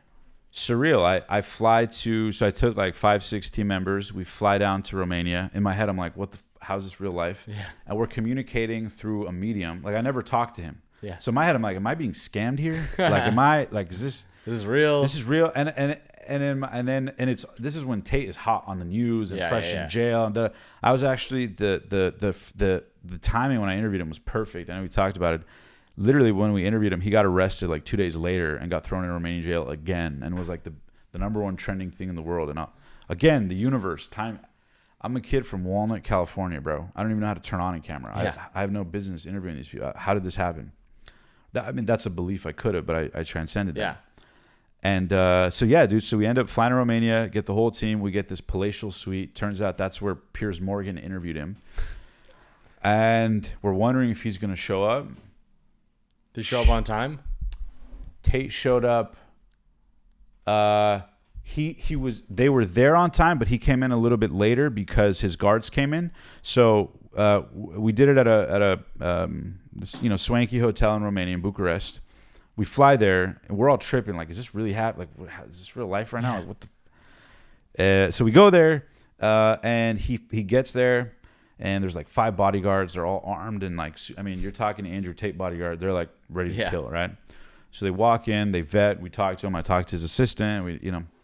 They scoped the place out, like the whole thing, and then boom, in the door.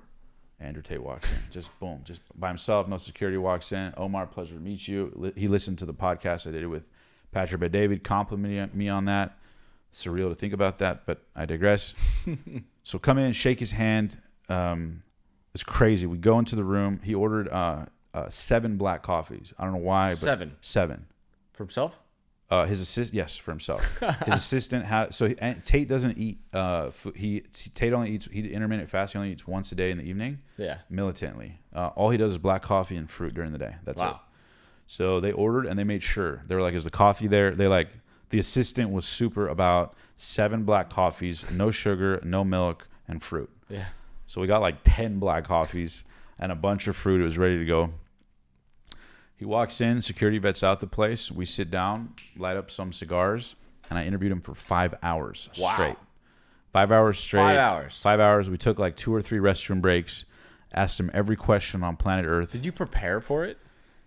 So it's funny, man. A lot of people ask me that. I would say internally, yes. Yeah. I'm always prepared. Yeah.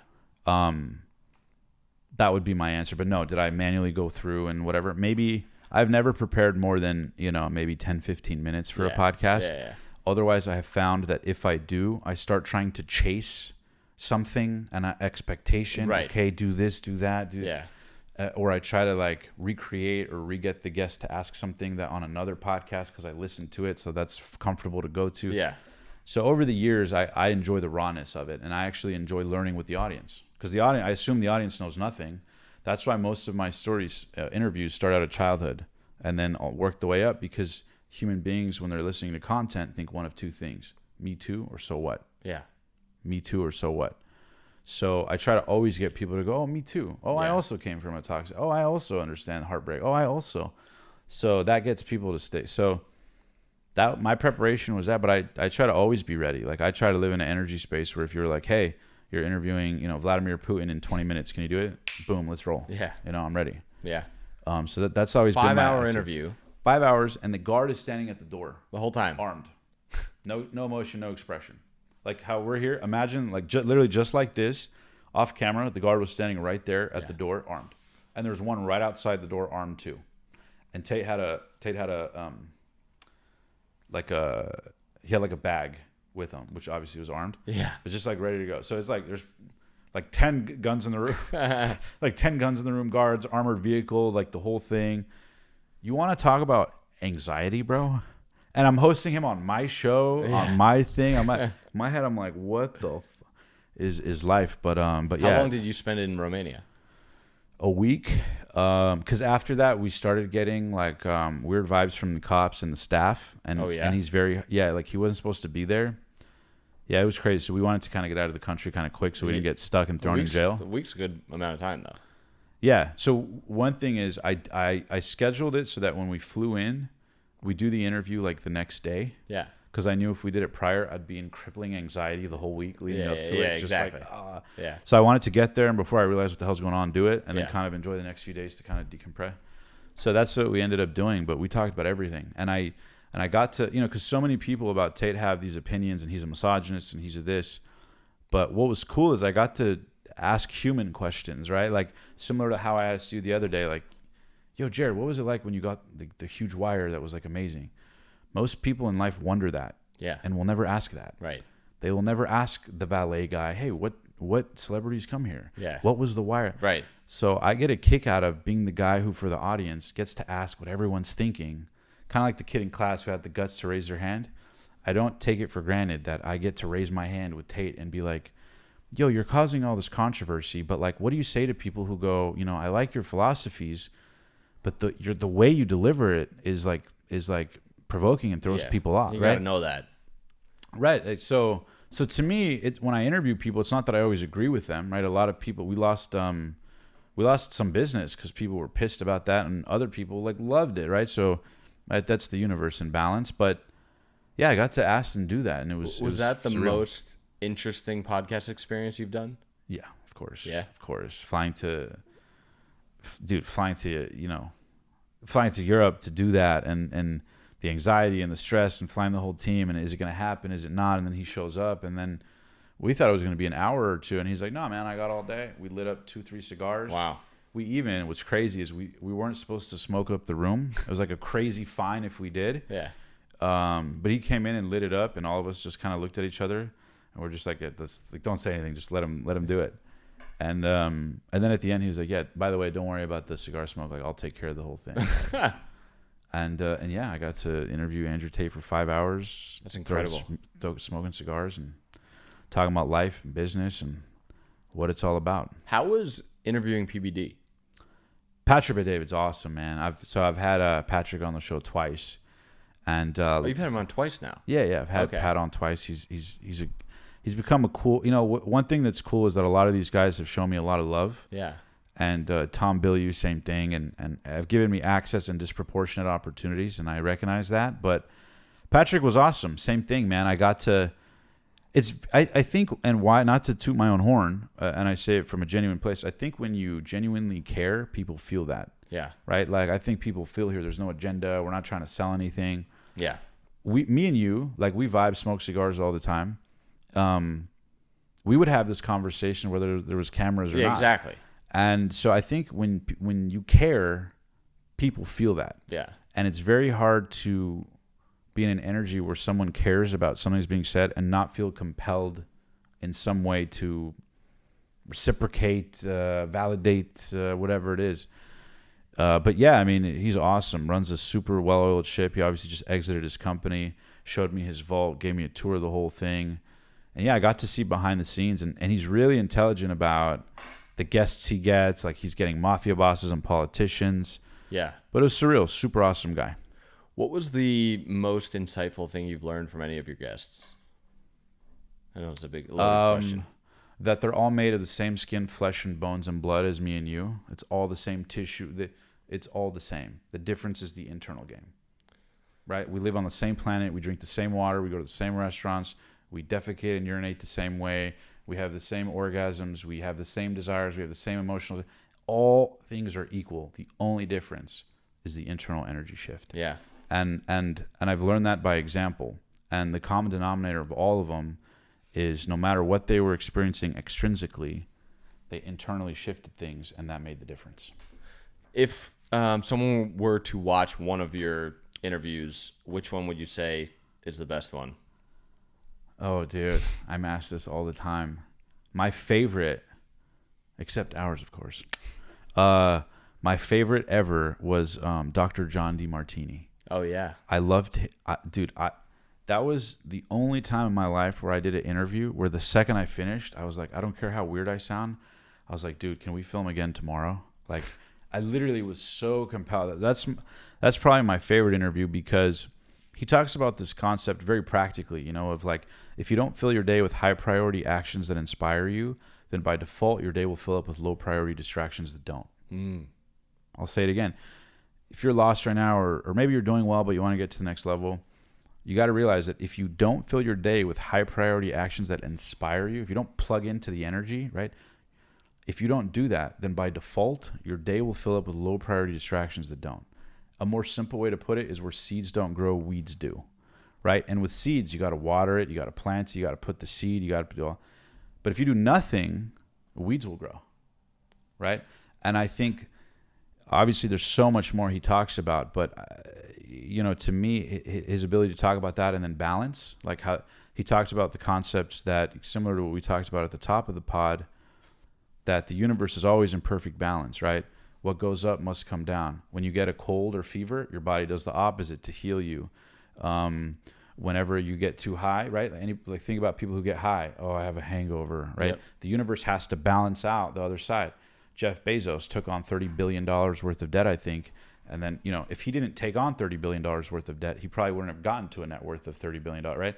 Similar to your story, right? Had you not ridden these low lows, the other side wouldn't have been available, right? The pendulum swings through the same door. And so I think his ability to talk about that kind of showed me in the audience that expect it and enjoy the balance of it, and that there's wisdom in the balance of it. And to sum up, something I learned from Tony this week is, whether you believe in God or not, is to see what God sees. See what God sees.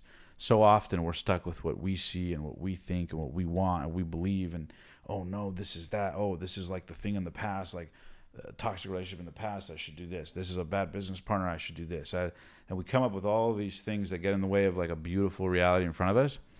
And it's crazy, because if you expect balance and kind of can self-regulate and stay balanced, watch as things come to you. Watch as things flow to you. And he did a great job of teaching that. So that was probably my favorite. I think see what God sees is another way of saying, live more in your soul and your intuition than your mind. I think there's so many different words that mean the same things. Yes. People say things differently, but they mean the same things oftentimes. It's semantics. Yeah, it's semantics. But I think tune to the level of energy you want. Like literally, I think so few people do that. Les Brown talks about it. Most people, the mistake most people make, in my opinion, and I've done it plenty of times, is most people don't aim too high and miss. They aim too low and hit. Yeah.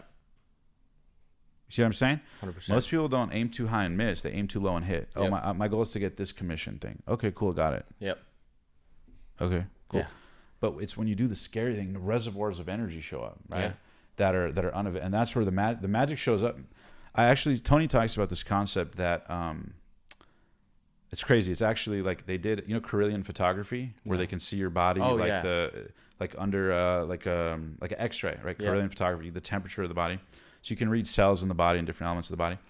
And he talks about this concept that when people go up and experience the anxiety of stage fright, the anxiety of that, they measured that compared to I think it was the Rolling Stones or something. When they go on stage, their excitement, and on a cellular level, they are both the exact same experiences. Wow. What one calls like euphoria and excitement for the show, the other calls an anxiety attack. Yeah. You see what I'm saying? Yeah. Same cellular experience, yeah, but because of the internal label, the ripples are different. Right. And I think that is another metaphor of exactly the difference between, the many who don't and the passionate few who do. It's a great, great segue into the passionate few. I love that. Yeah. Yeah. And there's so many lessons that you've learned from so many incredible people that need to be compiled into a book or into something that you can share with people. I'm actually Cliff Notes. I'm actually working on a book right now, potentially with Hay House. Nice. So that's in the works. I actually got a name for it too, so I'm stoked about that. Yeah. Yeah, can't wait to hear about that. Yeah, absolutely. We'll definitely shout you out in the book as well.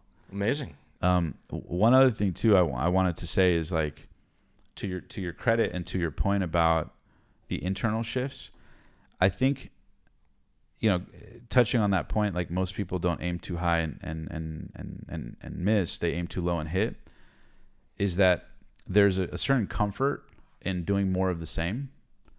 Yeah. And if you allow yourself the possibility of a new reality, a whole new level of energy is available.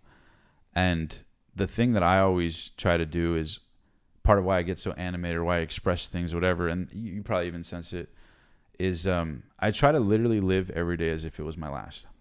Yeah. Literally. So that's why, like, with everybody I talk to, like even all my homies, my bros, when we get off the phone call, I'm like, all right, love you, bro. Like, you probably, like, it's not cool or all right, bet or that. Yeah. Like, because you don't know. Yeah. You don't know the last time. So true.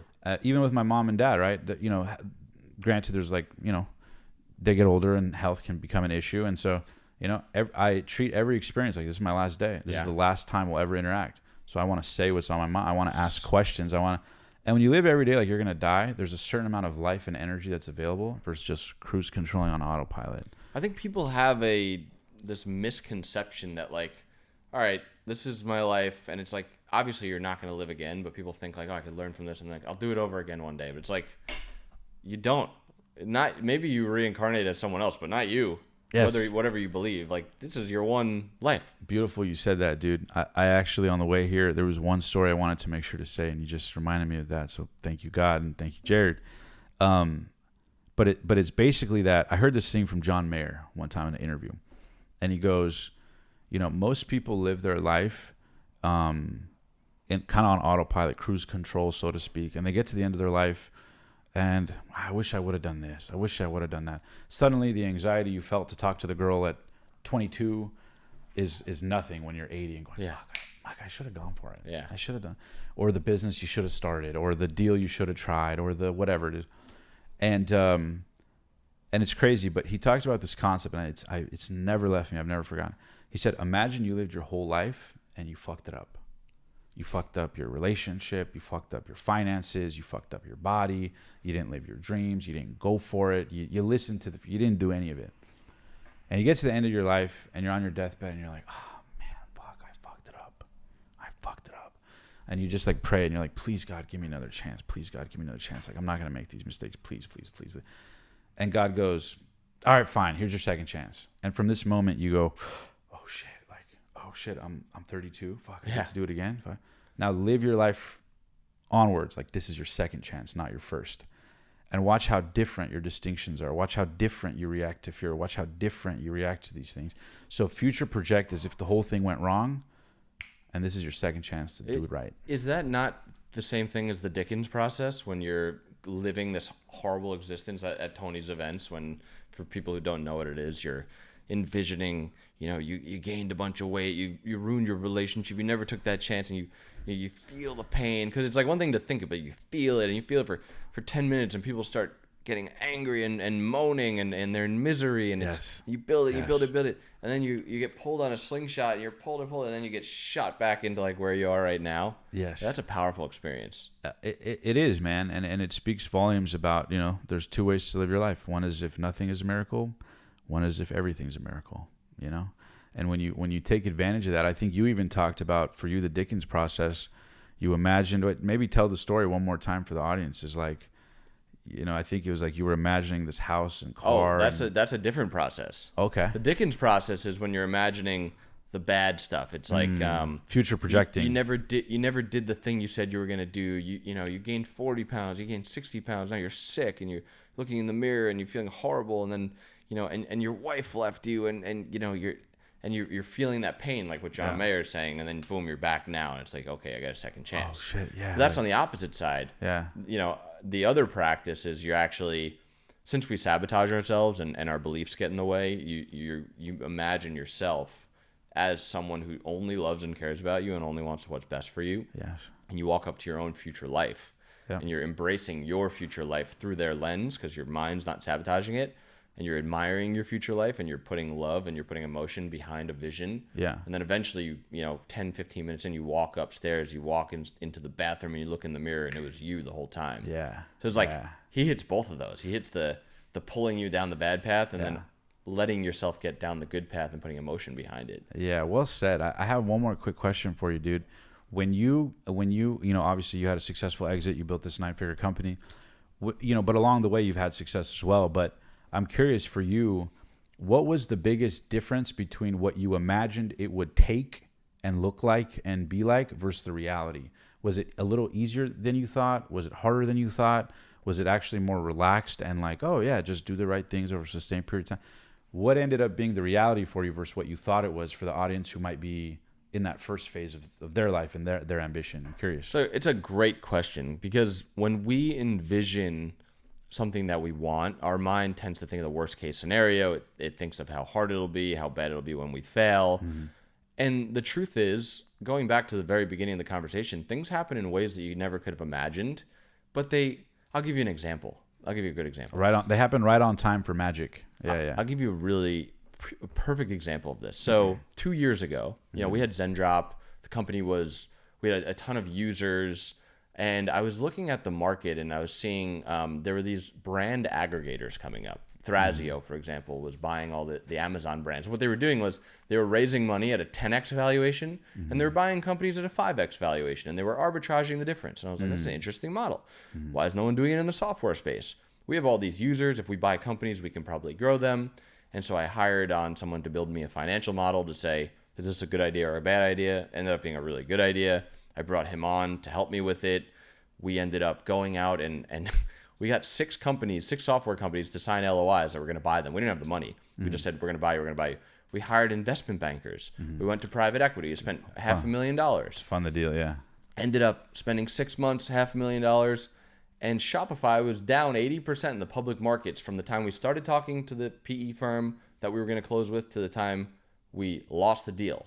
And so this whole roll-up didn't happen. And for people who don't know what a roll-up is when a bunch of companies get together and then another company acquires. You essentially bunch of companies. You buy a bunch of companies in the same industry, and you're either using debt to do it, and the cash flow is paying the debt, or you're raising equities at a higher valuation, and you're arbitraging the difference. So correct. I had this vision of how it was going to happen, and it failed. And at that point in life, I had learned things are going to happen the way they're supposed to. I wasn't really attached to it. Fast forward 2 years later, we end up merging with one of our competitors that started doing a roll-up at the same time, but our company was worth much more. They already had 4 other companies. And now we're doing that same roll-up, but the outcome was vastly better because our company was worth 6-7 times as much as it was 2 years ago. So the whole thing happened, but it happened 2 years later and in a totally different way than I imagined it to. 6x bigger, yeah. But it happened.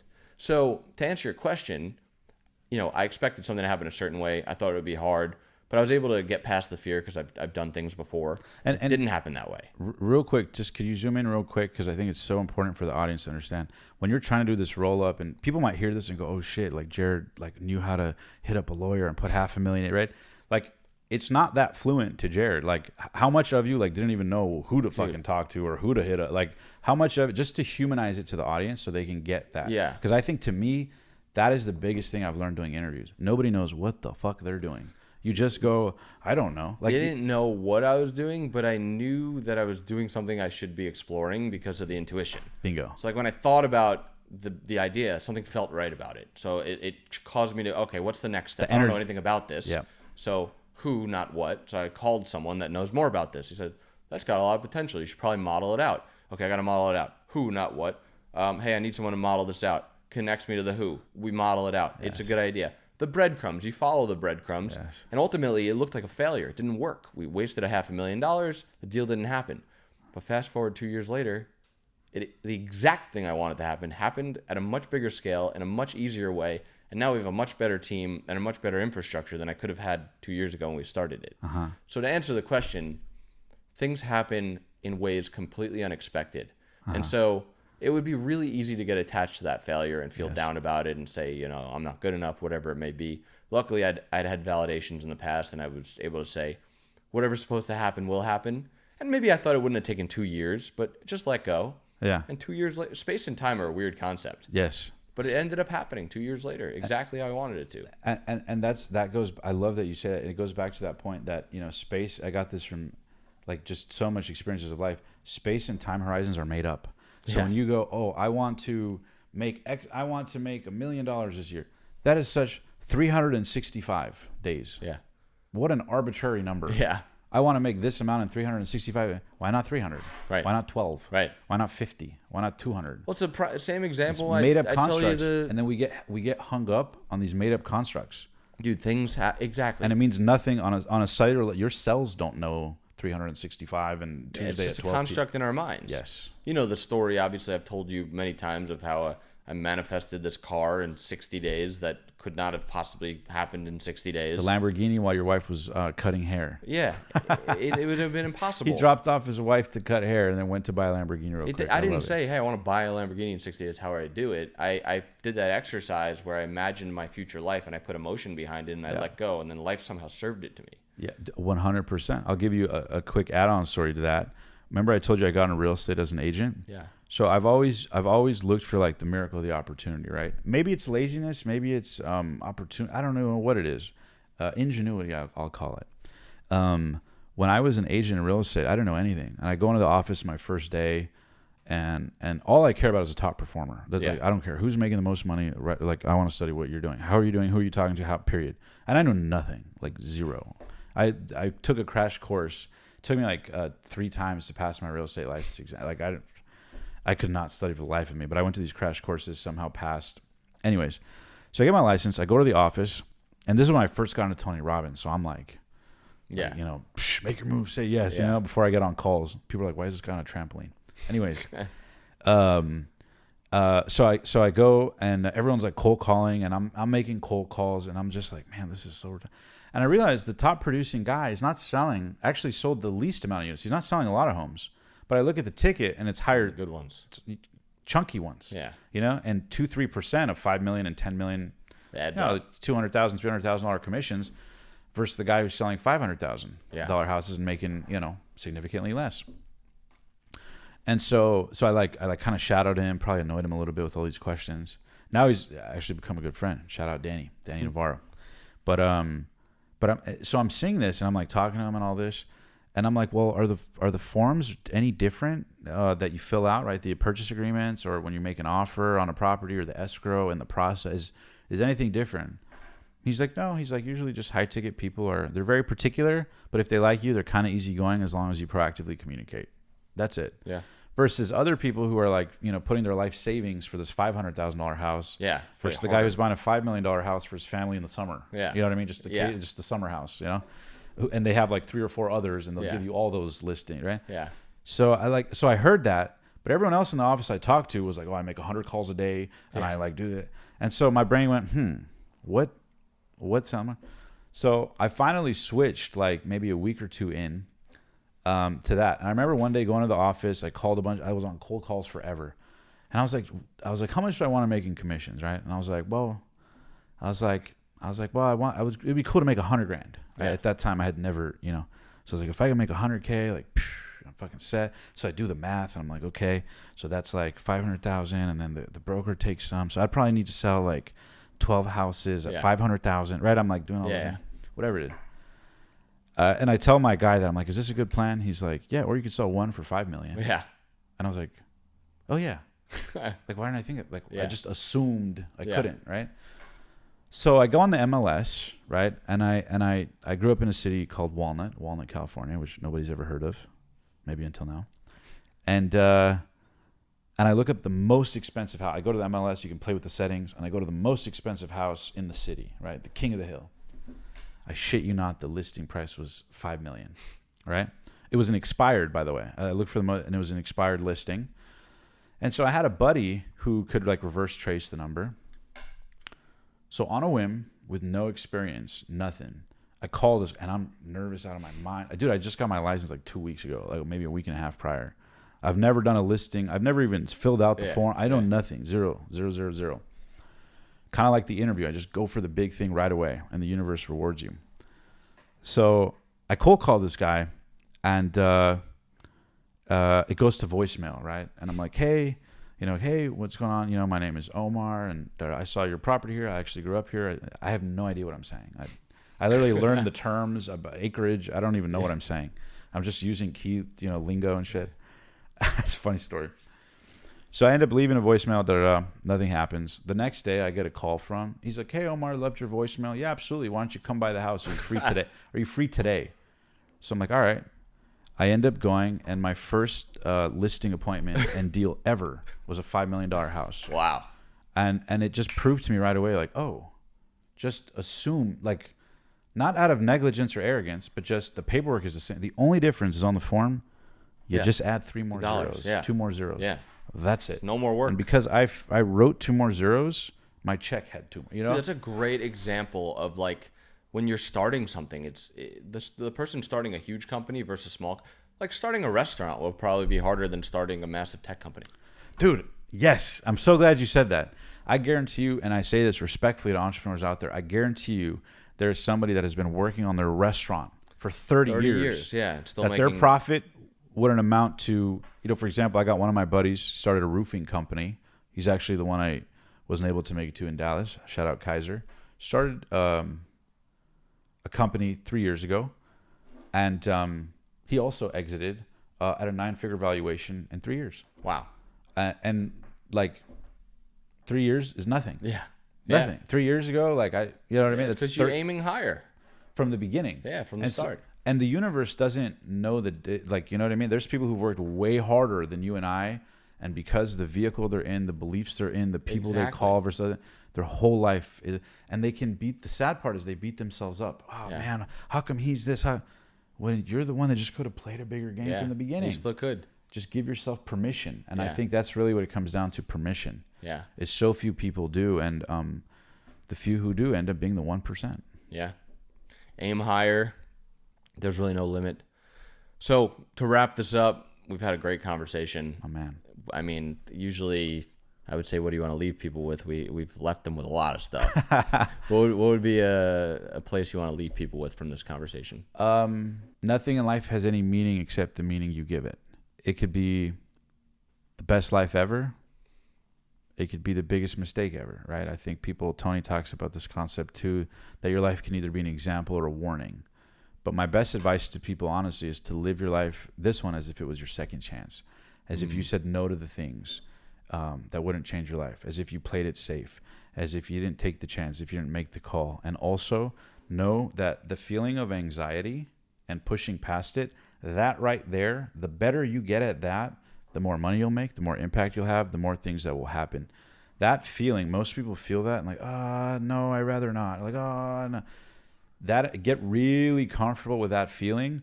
Everybody I know at the highest level flirts with that feeling all the time. And when you can make that an ally, it's a counselor, not a jailer. Love that. That is the biggest thing I would tell people. Because you can have all these theories and stuff, but then you get in your body and you're like, oh shit, like I'll intellectually try it, but shit, they're in front of me. I don't want to ask the question. I don't want to do that. Like, But if you just expect that, just know that that's your rock concert. If you want to live your dreams, the price of admission is feeling the fear and doing it anyway. I love it. That's a great ending note. I can't wait to see where all these things lead to, what future interviews you have. You've already interviewed some of the biggest people in the world, but I can't wait to see where it goes. Omar, thank you so much. What a great conversation. My man, Jared, I appreciate you, and I appreciate all you're doing for the Zen Hard community, and I hope people subscribe and check out all your stuff, man. Your stuff's awesome. Thank you, brother. Appreciate you, man.